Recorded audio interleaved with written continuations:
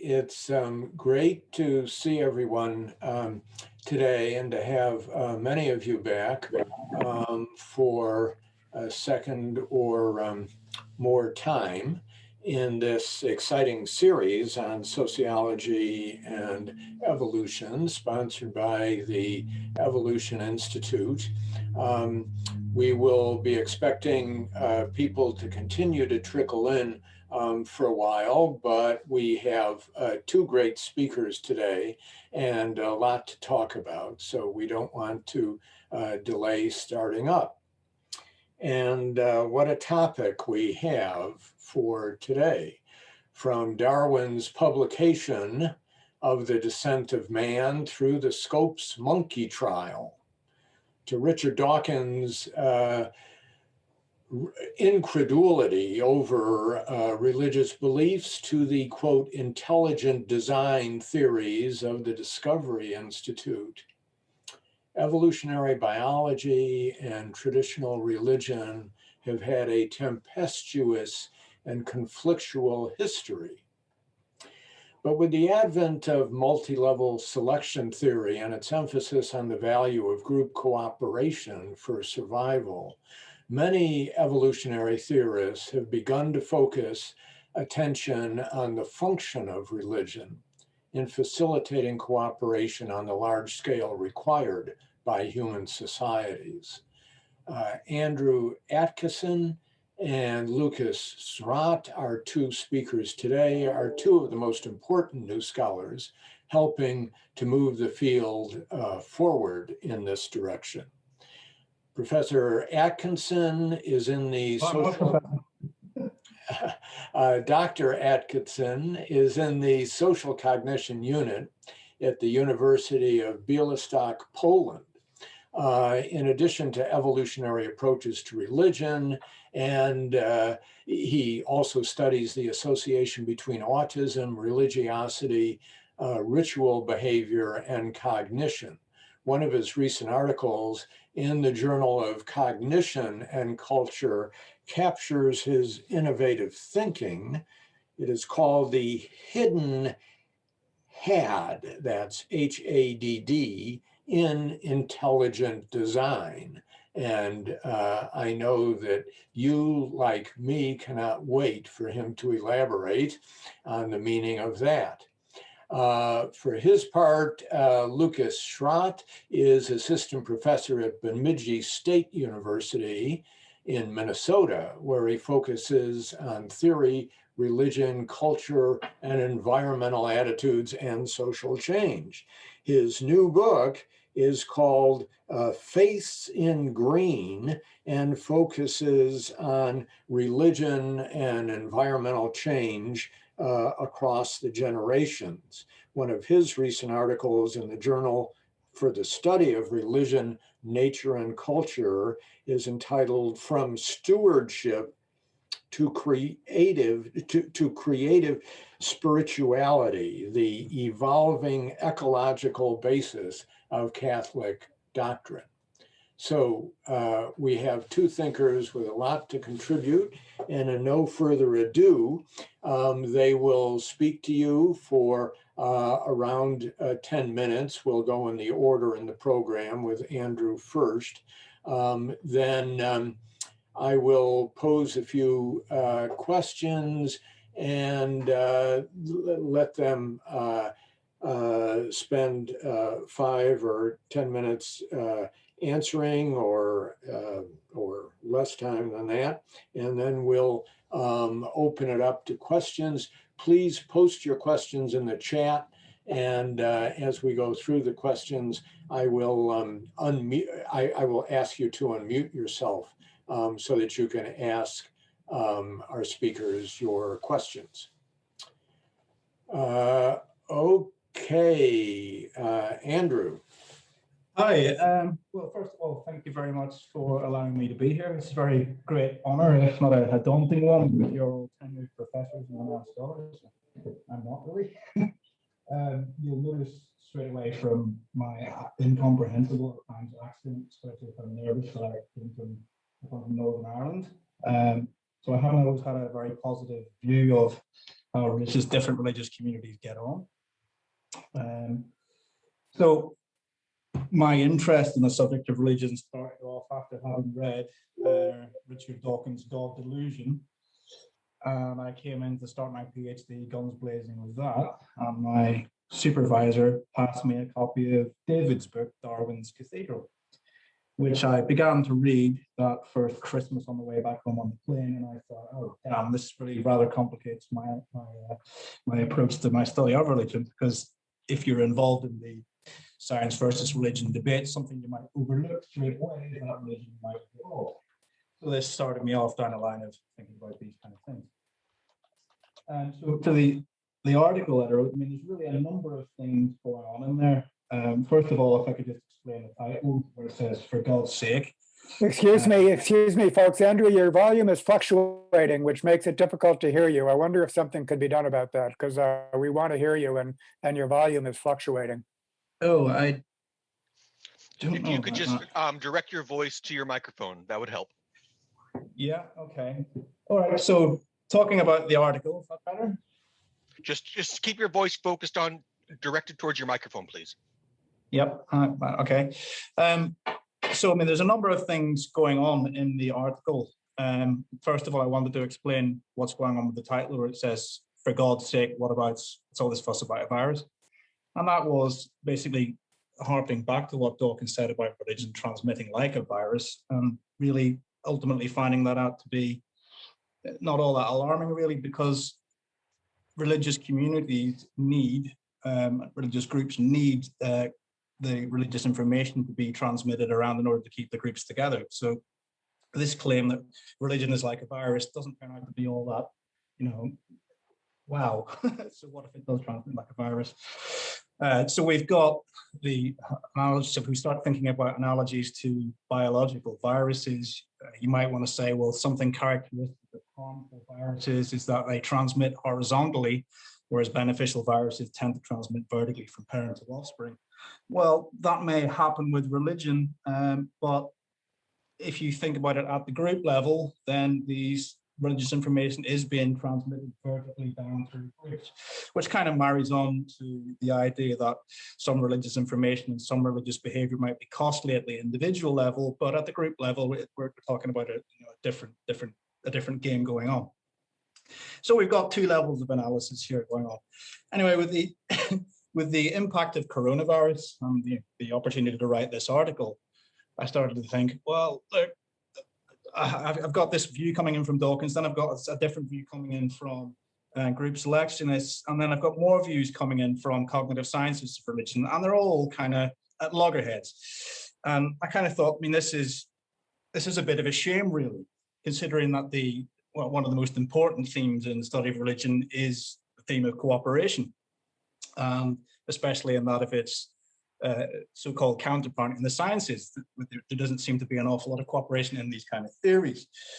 And I had an old professor who was very dear to me, was actually talking about group selection and how he didn't like it. And of course, he will have been schooled very much in the gene-centered view of evolution. And he said to me about group selection and David's book in particular, he said, "Whatever you can explain, I can explain too." And as a young student, I just thought, well, you better be able to explain the same thing. Even from the cognitive science of religion, or even for group selectionists, they have to take on board what cognitive scientists are saying, because they have to have cognitive agents in there. They have to have minds that understand what's going on with certain religious concepts like gods. We have to have agency detection and things like that. So these, say, three competing theories that I talk about in the essay, memetics or cultural transmission, or if you want to call it gene culture evolution, under cognitive science of religion, or multi-level selection theory, all have lessons that can be learned from one another. And for some reason or other, everyone likes to champion their own perspective on the way they kind of study the subject of religion. And that's all fair and well. I mean, even the Institute for the International Association for the Cognitive Science of Religion Institute changed its name recently, just last year, to the International Association for the Cognitive and Evolutionary Science of Religion. So they're all starting to come in together.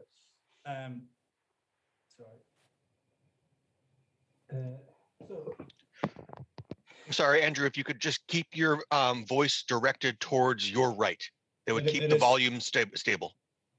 Right, okay. My microphone is right here on top, so that's the only place I can focus on. So when we've got the idea that natural selection is happening at multiple different levels with evolution, and that seems to have been somewhat of a stretch of the imagination for some. One of the kind of axes that I have to grind in that essay is that, well, there's also multiple levels of analysis when talking about religions. And it's strange, depending on what starting point you take. If you take religion evolved because it facilitates evolutionary and probable large-scale cooperation. This is a nice picture of religion. But if you start off with the mimetic replicator, the virus ID, you come out with different conclusions. So the different conclusions about religion that you can come depends on the starting point you get in with. And I find myself convinced, annoyingly, by lots of different perspectives, which seem to have different conclusions. But I think this is a really, really interesting, way.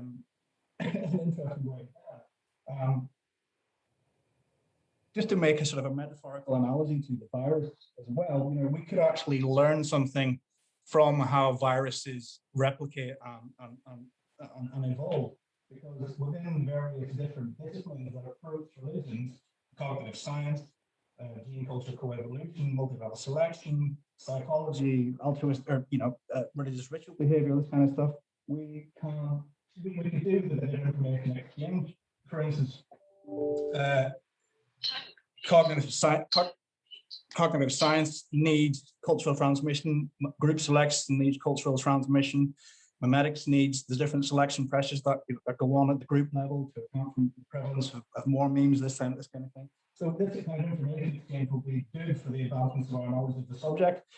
Now, somebody might want to say, well, that's not doing science, but I kind of want to point that kind of idea back at, but in kind of I kind of want to point that idea back and say, well, tell that to the virus, you might want to say, you're not evolving scientifically. We would need to have some sort of information exchange where one part of one discipline can bolster some hole in another kind of theory, and just sort of get a bit more cooperation going on in the sciences when it comes to studying religion. That's about all I've got to say, really. Okay, thank you. We will look forward to further dialogue around these fascinating ideas, and we'll now turn to Lukas, who is good. Thank you, Russ. I'm going to go ahead and share my screen. I don't have screen sharing privileges at the moment. I'm going to go ahead and get started for the interest of time. I do have a schematic I'd like to show if I can, but a lot of my stuff I can do without sharing my screen, so I'll go ahead and get started. So I did, I guess, have my first sort of foray into evolutionary theory through philosophy. I have a degree in philosophy also, and I read Daniel Dennett's book, Darwin's Dangerous Idea, back in the 1990s, which I still find quite fascinating. I've also, as a sociologist, had the chance to deal with sort of the pragmatist tradition through John Dewey and through William James, and to get to think about human beings as historical agents, as cognitive agents in some of these ways. But ultimately, developing these ideas about how human beings interact with the environment is really what has led me to want to dialogue more with people in the life sciences. Oh, great. I will go ahead and share screen. And so I'm going to jump in rather briefly here and talk about my work just a little bit. I have way more text than I'm going to be able to cover in 10 minutes, but I'd like to do a quick overview. So one of the puzzles of religious change that I've long found fascinating is why some societies secularize and some societies do not. And I think that Norris and Engelhard back in 2011 made a pretty compelling argument for this, that when we look at societies and contrast their religiosity, we find that societies that are more religious are often also poorer and sicker and more violent. This has long been sort of fodder for arguing that religion has negative or antisocial sort of consequences. But it isn't that religion makes societies that way so much as that people respond to these environmental conditions by turning to religion on average. That probabilistically human beings are more attracted to religion in societies where they're less existentially secure, where they're less sure about the future, where they feel less in control of their surroundings. That religion has this power to sort of unite people, to be a sort of moral glue that holds societies together.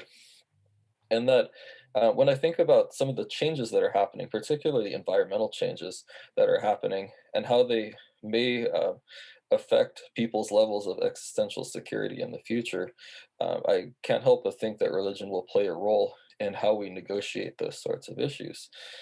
So I read a work called Risk Society Towards a New Modernity by Ulrich Beck back in the 1990s. And he argued basically for a future in which human beings increasingly have the capacity to change their environment, and not always for the better, that the adaptations to the environment that are underway are a result of the hazards that we as human beings, as a industrial society, in fact produce ourselves, the biggest of course being climate change, that we're driving environmental change in these sort of dramatic directions through our own activities, and then also having to adapt to the feedback that occurs in the context of that change. And living here in the United States, I've seen a lot of tendencies toward this first vision, that we're going to adapt as we go along, that we're going to try to minimize risk after the fact, but we're going to keep doing business as usual. That there is this fear of sort of political machinations, centralization of power, that trying to green the economy, do some of these things is going to concentrate state power and be a job killer. That there are these assumptions about environmental hazards that ultimately disproportionately impact certain groups of people relative to others. That even if everybody gets better off on average through the machinations of the market economy, that there are vulnerable populations that bear the brunt of the hazards that we ourselves create in the process or produce in the process, and that this has fragmented democracy and created spaces for political authoritarianism and for some very sort of anti-democratic ways of approaching hazards, or sort of anti-humanistic ways of approaching hazards potentially. There's this tendency, instead of second vision, a sort of welfare state model, that we can address these hazards that we ourselves produce, these environmental hazards that human activity produces that come to feed back upon us through regulation, through law, through state bureaucracy, that a lot of societies to varying degrees have adopted these approaches. There's a fear, of course, of technocracy, of technocratic approaches, that we as a public simply sign off on the end result, and that the expertise is sort of black boxed and we don't really get access to the information itself that's driving this decision-making process. Vision 3 being a little bit more, I think, amenable to democracy, and also sort of moving this transformative politics that's necessary to deal with these hazards outside of the traditional halls of power and into more decentralized spaces. I'm thinking here about John Dewey. I'm thinking here about the sort of pro-sociality of human beings, that we have this capacity to help each other, that we have this capacity to build community. That's how we've survived all this time in the first place. And that as this sort of opening up of the political potentially happens, we have to think about culture, about sort of morality. Where does morality come from? Where does community come from? And in many places, I think of the United States here, but I can generalize to varying degrees that religious institutions have long been a space of civil society, very visible space in civil society where culture is transmitted, where morality is sort of established. I think of religion not as a belief system so much as something we do together. That's something that human beings do together that fosters cooperation. Um, so having said all that, I'm going to turn to my schematic here, which is also in my book that's coming out in May. I'm really excited about that. It's my first book. So this is how I sort of envisioned these environmental changes. And these environmental changes that I most focus on are environmental changes that are driven by human activity, first and foremost. I'm talking about climate change, extinction of species, and so on. But that these things affect us. We can see them increasingly, and I'm witnessing that. This I grew up in Texas, and I think maybe some of you heard about the cold snap in Texas, where the power grid failed a month ago, and they had no power. They're freezing to death literally because the infrastructure was not designed to handle the impacts of severe weather events. So people increasingly are experiencing these environmental changes that our society itself is creating to varying degrees. Um, Religion creates a space through which people are self-reflectively coming to terms with these things. I could talk about COVID-19 as well, where we see polarization, right? I don't want to make the argument that religious responses are necessarily always sort of constructive, in the sense that some religious groups in the United States have fostered greater levels of climate change denial and fostered lower levels of environmental attitudes relative to others. This is a story I tell in my book as well. But that religious groups are a space, a decentralized space of sort of reflexivity, at least in the United States, where culture is transmitted, where morality is sort of shored up, and we're socialized into religion, right? I think I'd like to talk to you more, Andrew, in the future, because I think that a lot of the work I'm doing here is at a higher level of abstraction, but would benefit greatly from some better sort of ideas of the mechanisms of transmission of religion, relative to how are we socialized? How does religion pass on? Why does religion appeal to us in this sort of natural sense? So we develop a sort of habitus, sort of fuel for the game, partly through our religious upbringing, through our family. And this all sort of feeds back into our vision of whether and to what extent we're concerned about these environmental changes. And as I've gone through this, I've controlled for politics and economics and race and gender and some of the other issues where you might have some conflict in terms of explanation. So we end up in this weird sort of feedback loop where our concern for the environment potentially shapes the extent to which it changes, which potentially shapes the level of concern for which we express for the environment around us. And that religion as a space of cultural and moral dimension gives us some sort of idea of how to make sense of that, how to come to terms with that or negotiate that in the long term. So in a nutshell, that's what I have for today. Thank you very much for having me today. I really appreciate it. Thank you, Lukas. There have been many great questions and comments posed in the chat. Again, please keep sending your questions in chat, and we should have time to get through a number of them. I wanted to begin, if I could, Andrew and Lukas, just by posing a question that I think is relevant to both of your talks and your different but largely complementary perspectives, and that is the emphasis on looking at religion as a unifier, as a source of cooperation in groups, as a solution to the problem of how do you get large-scale human societies to work when we evolved with emotions and neurological processes that bound us within face-to-face groups. How is it that we should best understand religion from an evolutionary perspective than thinking of it as a source of cooperation, a solution for societies to creating cooperation, or as a source of conflict? And what about that aspect of religion, and thinking of religions as providing fixed answers to questions as opposed to a scientific approach that focuses on emergent solutions?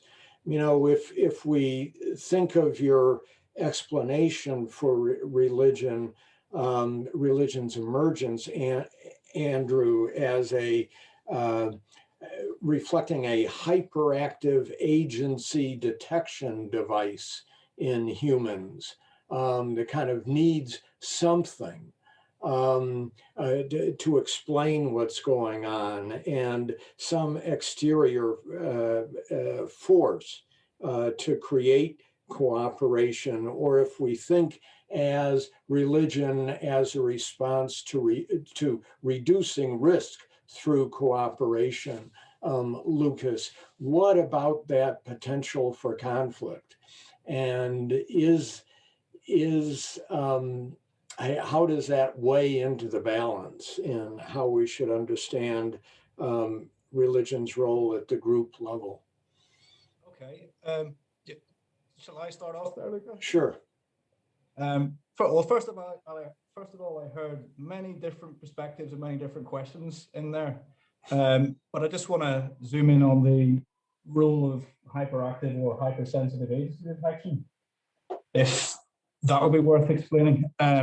So this has been offered up by cognitive scientists of religion, and actually the idea, although the groundwork was already there in psychology, the idea was first suggested by Robert Macaulay in 1999 in Finland, and then psychologist Justin Barrett began to publish on the idea. And the basic thinking behind that is that if you have an organism who doesn't want to end up on somebody else's lunch menu, you're going to have to be able to detect an agent and avoid predators.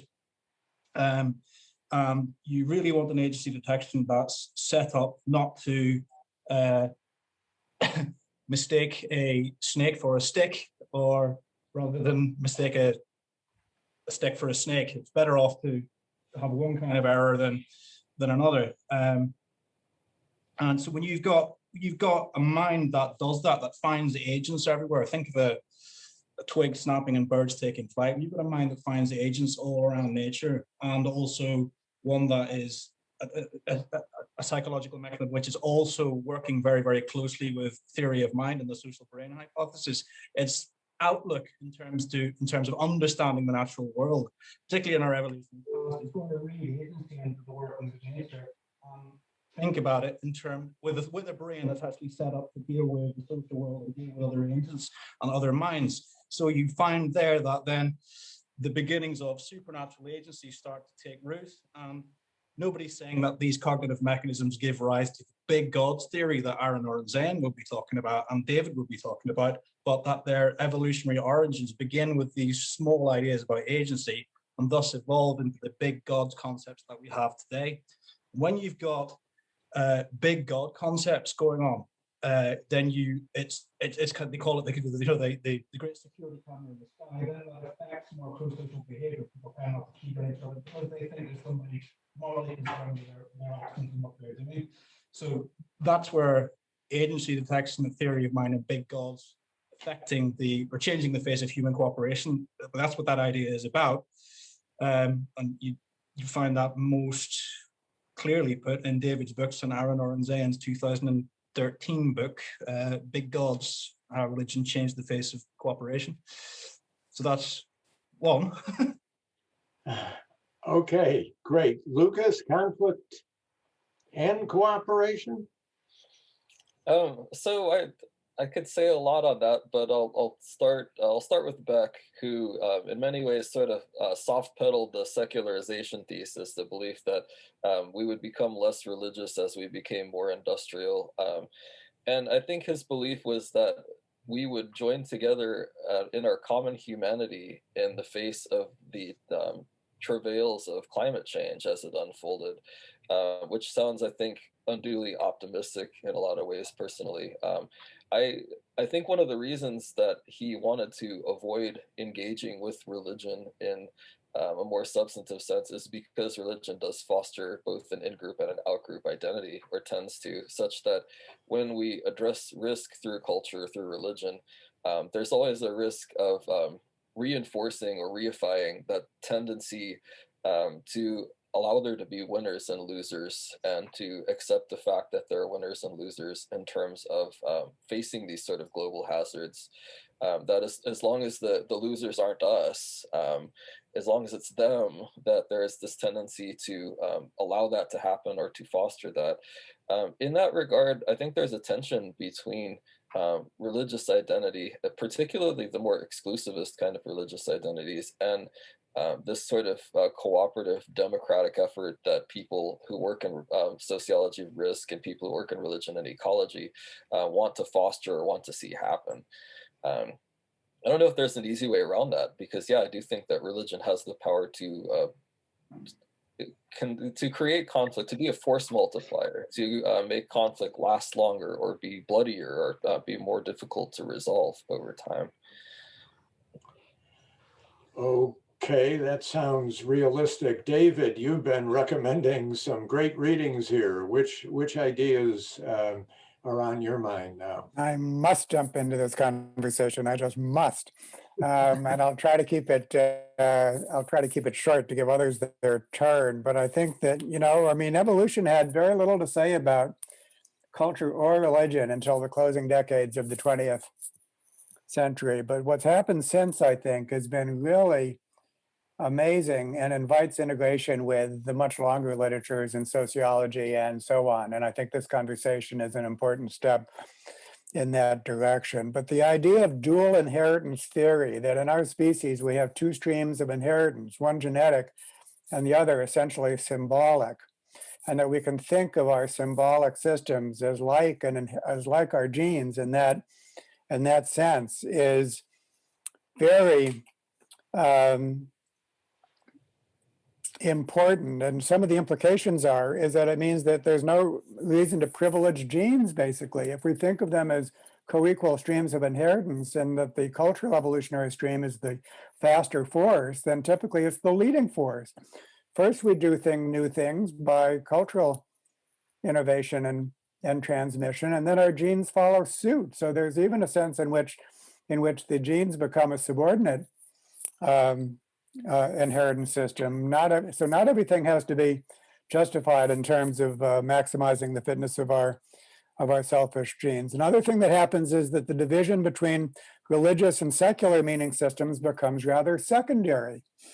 And in particular, the idea that religions indulge in counterfactual beliefs with their supernatural agents and secular meaning systems don't is just silly, because secular meaning systems indulge in counterfactual beliefs richly, including our new atheist friends. And so what we really need, what that calls us to question, is the whole nature of why is it that meaning systems, which after all are designed to help us survive and reproduce, are typically make abundant use of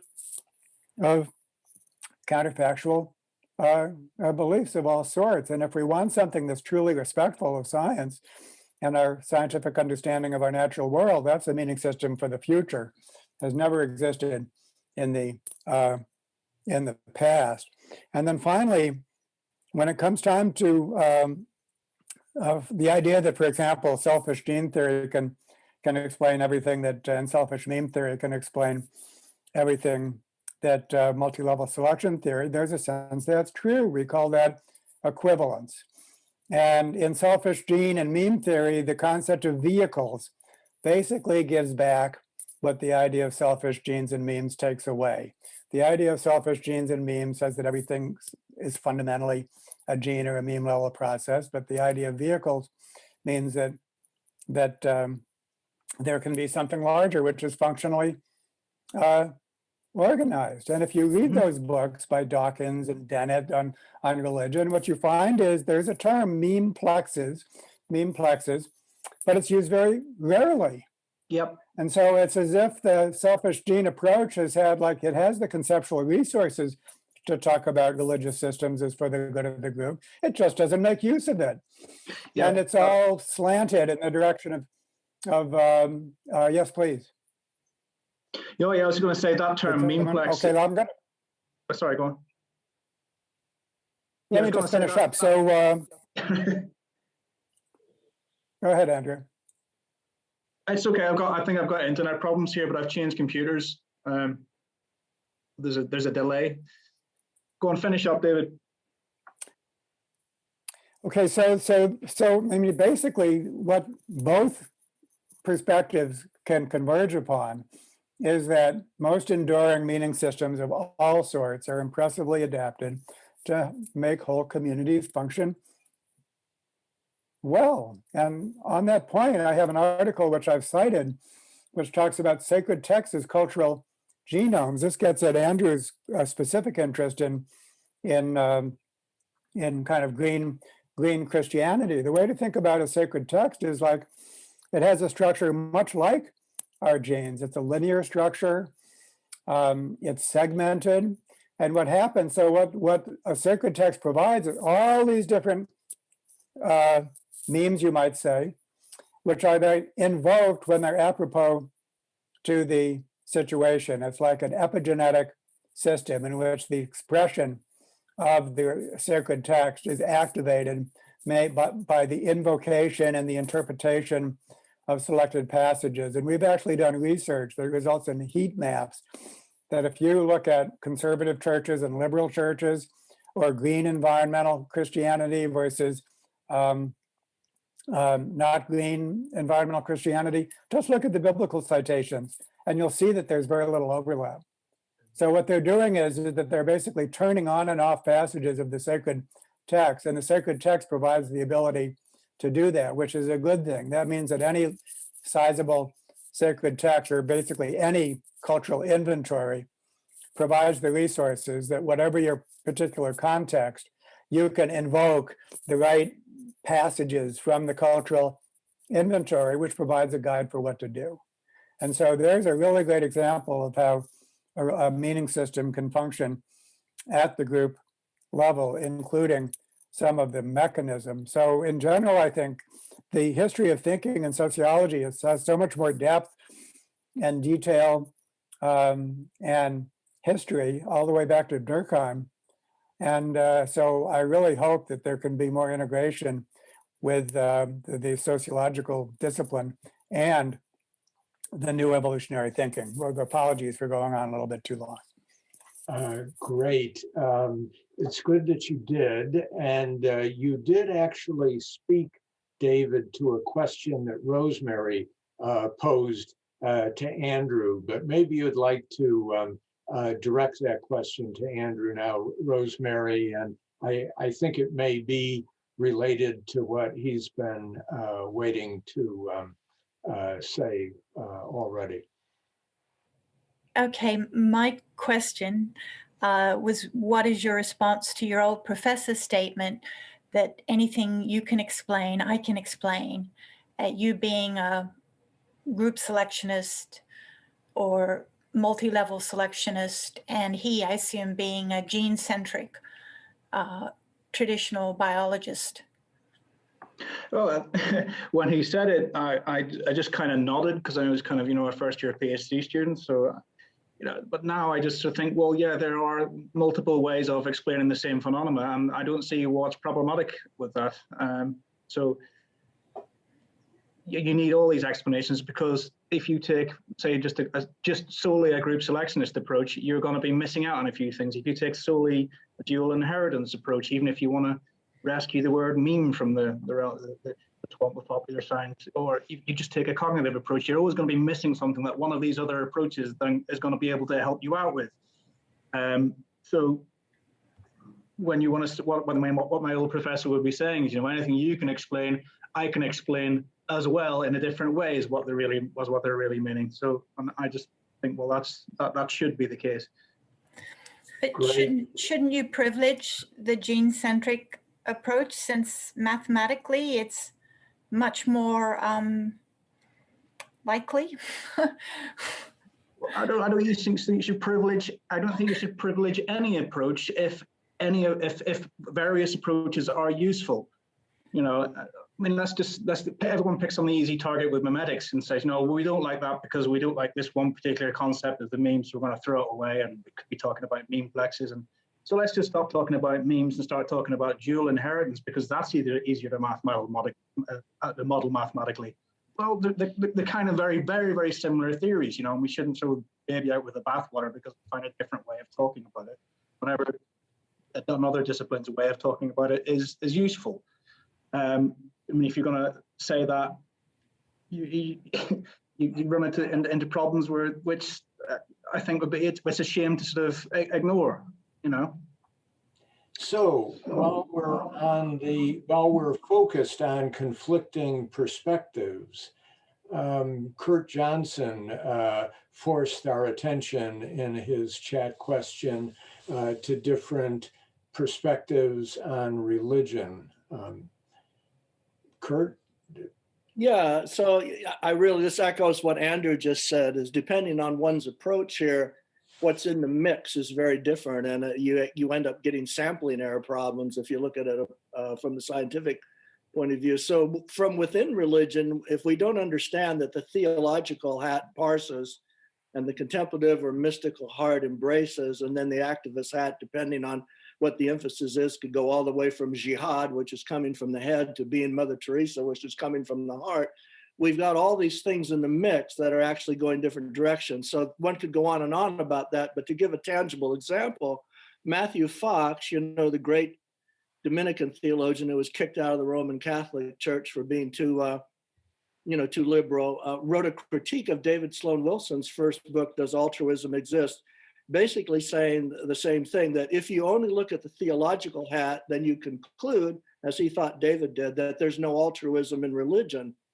But if you look at the contemplative hat and the contemplative heritage and mystical traditions, then you would conclude that it's all over the place in religion, altruism. So I'm just pointing out that if we're not taking into account those, I guess you'd say, internal driving elements within religion itself as a cultural phenomenon, we've got something in the mix that creates a methodological problem.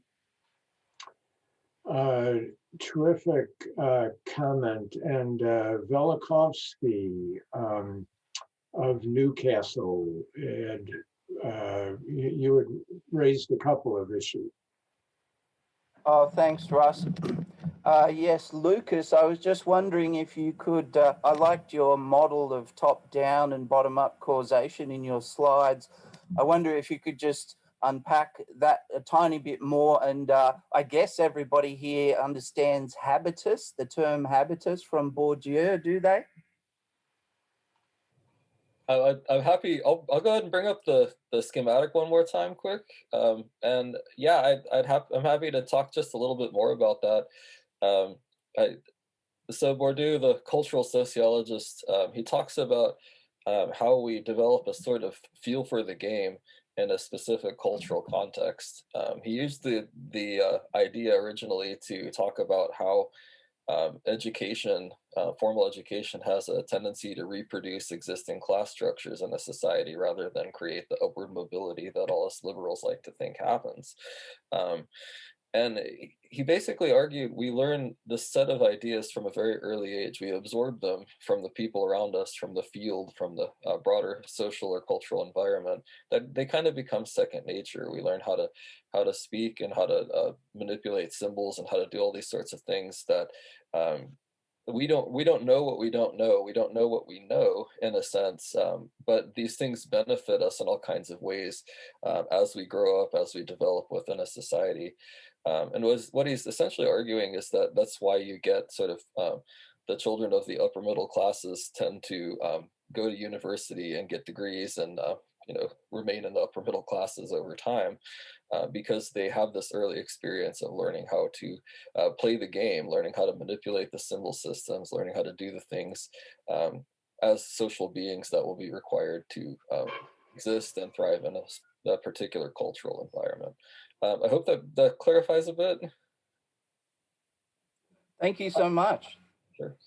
Yes, thank you. So, Kathleen Hart, you have directed our attention to a film that I must say, based on your short description, I'm not only eager to see, but am reminded by it of Barbara Tuchman's book, A Distant Mirror, about the plague in the 14th century and the flagellants marching through the streets. So what lesson do you have for us about religion and evolution from this phenomenon?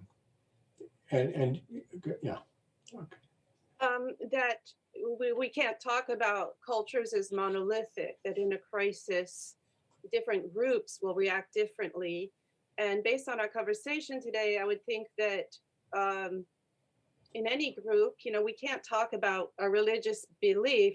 There will always be people who don't buy into it at all, but pretend they do. There will be the true believers. There will be the people who kind of believe it, but in a time of crisis will find themselves doing something else. And so, you've got to see that film. But I mean, it's just one scene during this world crisis of a group of people taking this very profound religious guilty reaction. So I had a question about that too. I mean, how do you see that? I mean, I'm just thinking of like the example, let's say it's the religion of the tribe, always to share everything you hunt. But it's well known that there are people who kind of don't do that. If they hunt something, they might save the leg of the animal, and but then in a time of famine, then suddenly there's going to be a whole lot less social cohesion. And of course, we're not a tribe, we're a mega society. Sorry, that's all I can think of. So I could say a little bit about that, and I think I can talk a little bit about, I believe, Kurt Johnson's point earlier, the methodological issues associated with studying religion as a social phenomenon. That for a long time in sociology, we had this weird sort of talking head model of how people worked, and I'm grateful that we're talking more to people in the life sciences and the evolutionary sciences, because I hope that we can overcome that as we move forward, because there is this incongruity where I can be a member of a religious group, but I'm not sort of input-output device where like I absorb the sacred text and I behave according to the sacred text. And you get this sort of one-dimensional view of religion, right? That our behaviors are always going to be congruous with our religious beliefs, whereas human beings, we actually experience a lot of different and conflicting pressures on a daily basis, of which religion is only one, right? Our political views pressure us in various ways, our identity within the context of society, our social location.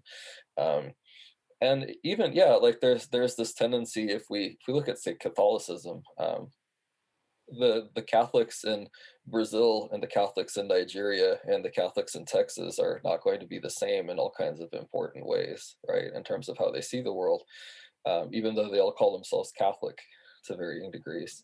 And we see this with green religion as well, right? Where you get some very interesting responses. I don't want to go on too long here, but you get some very interesting responses from political figures in the United States, like Jeb Bush and Marco Rubio, when Laudato Si came out in the Catholic Church, who had to, then backpedal because they're running for Republican president. Okay, well, wait a minute. How do I square this with the party platform I'm running for? And they had to sort of negotiate these conflicting parts of their identity at the same time. Religion's one component of many, right? Yeah, which sounds like exactly the perspective that Peter Griffiths is pointing us to. Did you want to say a bit more about that, Peter? Yeah, I just think it's helpful I think social identity theory is helpful because, we do, every individual person has multiple identities. And the religious identity that they have, or indeed the sub-religious identity they have, is only a part of that person. But one very interesting phenomena that's been going on in the US, for example, that Ezra Klein wrote a very interesting book about the nature of polarization, is the way in which, for instance, political identity in the United States has increasingly been like a supra identity that has adumbrated other identities into it. So, for instance, to be a Republican means that you tend to have other sub-identities and you tend to consider other people to be out-group, right? If they are not your religion, if they are not your ethnicity, if they are not various other things, right? So social identity theory, I think, is a very, very important, powerful lens for reflecting on some of these matters. Thank you. As a sociologist, I will say that is music to my ears. There's been quite a dialogue and debate going on in the chat between Rosemary and David, mostly about selfish gene theory and group selection and so on. But excuse me, Diane, Diane Sonar seems to be speaking to that issue, but in a way that makes me very interested to learn where she's positioning herself in that debate and how you think we can improve our understanding of the alternatives. Did you want to? Thank you, Diane. Yeah, well, I'm coming from a background of working on moral psychology. As a social psychologist, I'm certainly not a biologist, and I'm no expert on genetics or any of that sort of thing. But at some point, I felt that people were talking about selfish gene theory as if selfish genes condition everything, all living things, to be selfish. And that's not at all what I understood Dawkins to be saying. He was saying that, the organisms that serve as the vehicles may very well be unselfish and cooperative and so on and so forth. And then David came back with some remarks about how multi-level selection was, seen to be wrong, which is certainly true in the history of moral psychology from the evolutionary point of view. But that wrongness was sort of an orthodoxy, it seemed to me, rather than any having any real basis in empirical science. And just a few years ago, David Sloan Wilson's other namesake, Edward O. Wilson, completely accepted the idea of multi-level selection, having completely rejected it many years before. So I just meant to say that there's no necessary contradiction between gene-based selection and selection at other levels, and that the product of gene selection may in itself be cooperative organisms. Okay, Rosemary was so enthused by your comments. I was going to give her the last word, but I'll let her respond directly, and then maybe let David have the last word on this topic he has been addressing in so many different ways. Rosemary? Yeah, yes, I think that's a very good point, that selfish genes don't mean selfish people. You know, cooperating, being nice to people in our group over evolutionary time would clearly have been good for our genes. I mean, you know, you can't get a mate, for instance, unless you're somewhat cooperative and somewhat social. And I mean, in terms of, you know, getting status within the group, getting cooperation within the group, these have benefits for individuals and therefore individual genes. So, you know, they just, this idea that if it's, you're talking about selfish genes, that's saying, oh, well, people are selfish. That's not true at all. But that's all I'll say on that. David?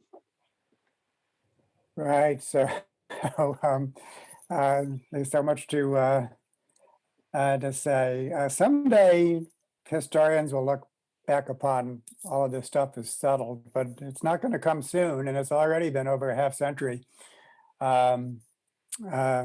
sorting itself out.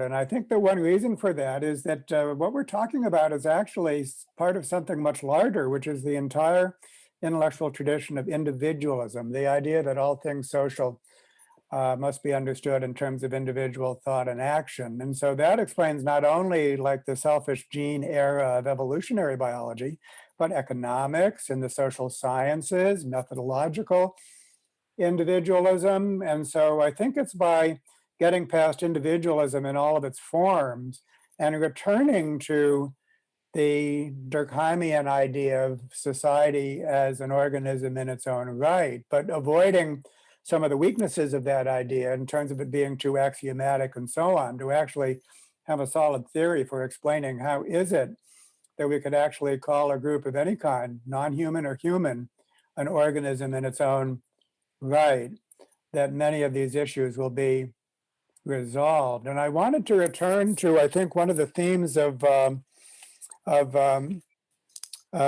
Andrew's essay as to what we need to do in order to adapt to future circumstances, and what all cultures have done in the past, which is for individuals to act as agents of group level selection, individuals acting as agents of group level selection. In other words, that means individuals with each other saying, what will be best for our group?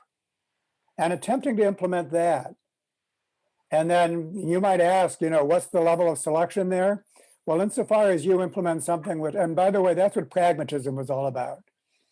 So pragmatism was all about Dewey, James. Dewey has a book called The Ethical Republic. So somehow we're individuals, we're experimental, we're pragmatic, but what we're working towards is something systemic. So we are agents of system level selection. And one of the links that I provided early on in this thread was a conversation I had with a classic scholar and political scientist, Josiah Ober, at Stanford University on the rise and fall of Greek democracy. And when you read that essay and his work, what's amazing from this perspective is how much the Greeks back then were explicitly trying to create democratic governance. And if you look at my own work on Calvinism in Darwin's Cathedral, how much Calvin and the other Protestant reformers were explicitly trying to create models of religious governance that would enable a whole city, such as the city of Geneva, to function well. That was explicitly on their minds, and they were trying to bring that about with their various meaning systems. And that's what we need to do in the present. We need to explicitly think about what will work well at a systemic level, and then work experimentally towards that. So, and that would be basically individuals and subgroups functioning as agents of system level selection. If you don't do that, cultural evolution will still take place, but it will result in problems, not solutions, I guarantee it. And so that is, to me, the ultimate take-home message of multi-level selection, is that it validates the idea that we must plan our policies with the welfare of the whole earth in mind. It leads to a whole earth ethic. Anything less will result in agents that separately pursue their respective adaptive strategies and create dysfunction up the scale. That's the main message of multi-level selection for our times. And maybe selfish gene theory can say the same thing, but it'll be much more convoluted. I sometimes describe selfish gene theory as someone who faces away from something, bends over, looks between their legs, and then claims to have seen something new. So anyhow, on that cheery note. On that cheery note, I said I would make your words the last, but frankly, David, even with our running out of time, let's consider we have another minute, because I'm a sociologist and you brought up the issue of Calvinism. So I just can't let us finish without asking Ron Nazer to elaborate on his question about Max Weber and the famous Protestant ethic and the rise of capitalism as our last words for today. Well, thank you. What we've been working on is his work still, to me, is so important. I was just going back and forth with Lukas, and the piece that we like is this idea of his lectures on vocation. And they've just been retranslated. And the new translation, I think, is important to read because he talks about it as work as opposed to vocation. And they make some other changes. But he talks specifically about science, the scholar's work, this idea of calling. And one of the things that we've been working on, I did a follow-up question. I've been working with Bob Bella and the whole idea of this axial age. And what does that mean? I mean, when did this notion of consciousness come in to where people then are able to decide what they are to do, moral choices? And so I think that it's always bringing together, seeing examples of where this has worked, like David talking about Calvinism, and compare that to other ways that they've been going at it. The last word I would make is that he's done work, David's done a lot of work with Eleanor Ostrom and how groups come together. And the other economist, I may as well throw it out, is Deirdre McCloskey, who has done work on the emergence of why the Industrial Revolution happened at all. And she said it's all due to the fact of bourgeois virtue. And so I think that's an important piece to bring in for you sociologists to be able to look at it and say, why did we come together to form these groups? To provide goods and services society needs. And of course, that's what we're attempting to bring into the business curriculum. So I'll leave it at that. I can't help but add Joe Henrich's The Weirdest People in the World, the current book, basically, which is, an amazing account of the peculiarness of Western culture, dating back to a religious culture and the spread of literacy and so on. I mean, sociologists should gobble up Joe Henrich's book on The Weirdest People in the World. I mean, this is, to me, the great tragedy that this series is addressing is the disconnect between the discipline of sociology and modern evolutionary science, when in fact they have so much to offer each other. And so I think that what this series is an attempt to overcome that and to have a much faster catalytic integration between the field of the discipline of sociology and modern evolutionary science, overcoming all of the historical problems that we know about. But these things are decadal unless catalysis is performed. We see this with multi-level selection theory. We see it with the failure, the siloing of the disciplines and all of that. Unless we actually do work in order to cause these integrations to take place faster, they're decadal. It won't be the end of the fucking century until it happens. And we can't wait that long. And so the idea of catalysis and what's taking place right here is a form of catalysis, holding people together in an orientation that bonds them to each other and then repeating the process.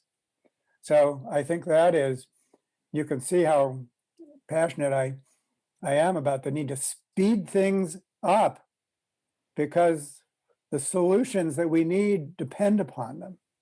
So I thank Russ and Tival and this whole enterprise, everyone that's, and so let's have more and let's have it continue after this series is over. This needs to lead to still more, basically. We've got our essays, we've got our periodic meetings, and then what do we do on that basis? And then everything that I do is to build capacity to facilitate things like that. So thank you. Is the last word. Say one thing. David, I've got to thank you because the sociology leads us to this larger issue of economics. And that's what we feel is the leverage point, to have sociology, to have all of this, have us think different ways of how we come together to provide the goods and services we need. And that's the work you're leading. For a lot of us, we think that's the fulcrum.